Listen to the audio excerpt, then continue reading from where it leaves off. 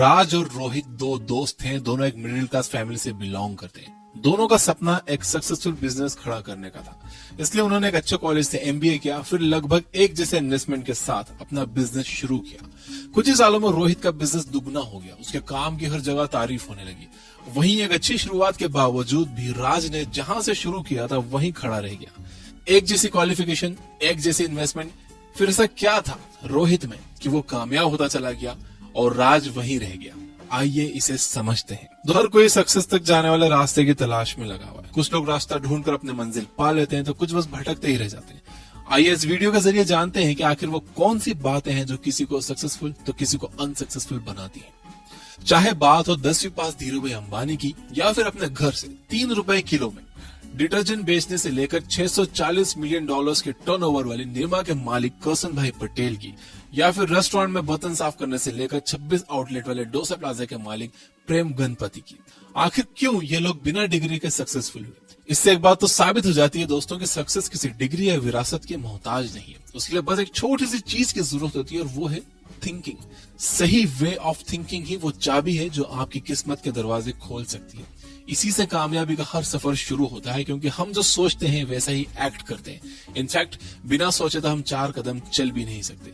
यानी सक्सेसफुल होने के लिए जरूरी है सही एक्शंस, और सही एक्शंस के लिए जरूरी है सही थिंकिंग। एक सक्सेसफुल इंसान क्या सोचता है, कैसे सोचता है, ये समझने से पहले आप जरा ये सोचिए कि वो कौन सी चीजें हैं जो आपको किसी भी काम को करने से रोकती हैं। आइए मैं आपकी मदद करता हूँ। अगर आपसे कहा जाए कि अगले 2 दिनों में आपको एक प्रेजेंटेशन देनी है, अगर वो अच्छी हुई तो आपका प्रमोशन पक्का, अगर वो कुछ गड़बड़ हुई तो आपका इस साल का बोनस भी गया। अब बताइए आप में से कितने लोग इस चैलेंज को एक्सेप्ट करेंगे? कुछ ही लोगों में वो गट्स होंगे कि वो रिजल्ट की परवाह किए बिना चैलेंज एक्सेप्ट कर लेंगे। ज्यादातर लोग नहीं करेंगे। उसके 2 कारण है, फियर और डाउट। यही वो 2 चीजें हैं जो हमें एक्शन लेने से रोकती हैं, हमारी सोच को लिमिटेड कर देती हैं। और यही वो 2 चीजें हैं जो किसी को मार्केट का किंग तो किसी को एक लूजर बनाती हैं।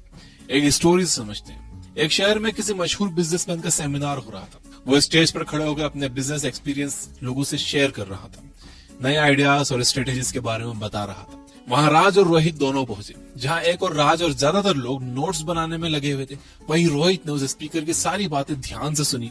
वहां से केवल 4 हाईलाइट पॉइंट्स को नोट किए जो उसे अपने काम के लगे।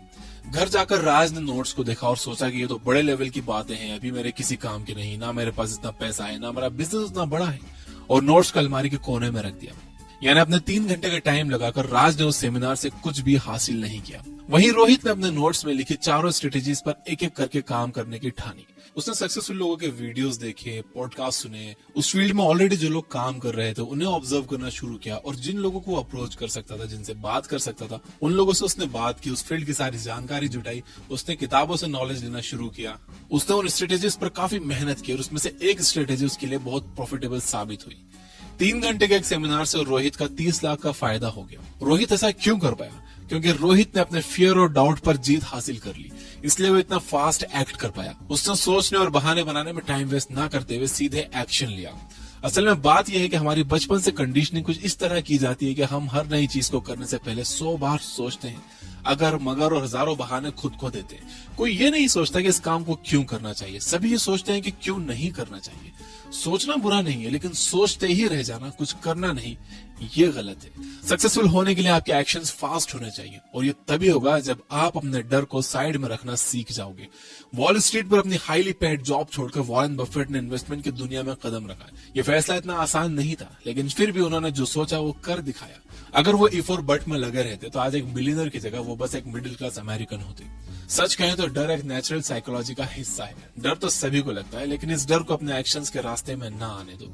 इससे जीतने का एक छोटा सा तरीका यह है कि आप जो भी काम शुरू करना चाहते हो उसके पॉसिबल आउटकम को एक जगह नोट करो और फिर देखो कि ज्यादा से ज्यादा क्या हो सकता है।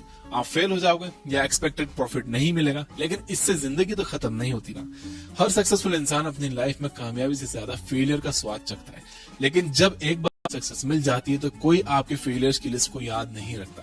रियलिटी ये है कि जो ट्राई करते हैं वही फेल भी होते हैं। जो ये दावा करते हैं कि वो कभी फेल नहीं हुए, इसका मतलब यह है कि उन्होंने अपनी लाइफ में कुछ बड़ा किया ही नहीं। फेल होने में कोई बुराई नहीं है, बल्कि फेल होना यह दिखाता है कि आपने ट्राई किया था। शायद इसीलिए कहते हैं ना कि एक बार आजमा कर तो देखो, सक्सेस मिलेगी या एक्सपीरियंस, और दोनों ही लाइफ के इंपॉर्टेंट हिस्से हैं। अब आते हैं डाउट पर। आपको पता है कि दुनिया में 90% लोग अपनी पॉसिबिलिटीज और कैपेबिलिटी को लेकर खुद को अंडर एस्टिमेट करते हैं। मैं ये नहीं कर सकता, मुझे ये नहीं आता, अरे मेरे पास तो पैसे नहीं है, मैं कैसे करूंगा। असल में ये सब बहाने हैं। हम कुछ ना कर पाने का सारा blame society, education system, parents, government और यहाँ तक कि ऊपर वाले पर डाल देते हैं। जबकि सक्सेसफुल लोग ये समझते हैं कि अपना हर एक्शन के लिए वो खुद जिम्मेदार है, अपने हर लॉस, हर प्रॉफिट की जिम्मेदारी उनकी ही है। और वो ना सिर्फ अपने फेलियर्स और गलतियों की जिम्मेदारी लेते हैं, बल्कि उन्हें ठीक करने की भी जिम्मेदारी लेते हैं। आइए देखते हैं कि डाउट आपको कैसे सक्सेस के रास्ते पर चलने से रोकता है। मान लो कि आप लोगों को इंस्पायर होना चाहते हो, अपना मोटिवेशनल पेज और यूट्यूब चैनल शुरू करना चाहते हो। आपके दिल में ये सपना तो है, लेकिन आपके मन में डाउट है कि मुझे तो डिजिटल वर्ल्ड के बारे में कुछ नहीं पता, मुझे चैनल बनाना भी नहीं आता, ना ही वेब डिजाइनिंग आती है, हर चीज आउटसोर्स करवाने के पैसे भी नहीं है, यानी कुल मिलाकर मैं ये काम नहीं कर सकता। Idea drop. ज्यादातर लोगों का थिंकिंग प्रोसेस ऐसा ही होता है। वही एक सक्सेसफुल होने वाला इंसान क्या सोचेगा, ओके मुझे चैनल बनाना नहीं आता, तो ये मेरा काम है कि मैं उसे सीखूं। मैं सब कुछ आउटसोर्स तो नहीं कर सकता, लेकिन कुछ तो कर सकता हूँ, बाकी मैं खुद सीख लूंगा, चाहे कितनी भी मेहनत लगे। नियरली हर चीज का ट्यूटोरियल यूट्यूब पर अवेलेबल है। मेरी पर्सनालिटी एक मोटिवेशनल स्पीकर की तरह नहीं है, तो ये मेरी ड्यूटी है कि मैं अपनी वे ऑफ टॉकिंग और लुक्स पर काम करूं। अगर मेरे सब्सक्राइबर कम है तो मैं अपना नेटवर्क बढ़ाऊं और क्वालिटी कंटेंट क्रिएट करूं।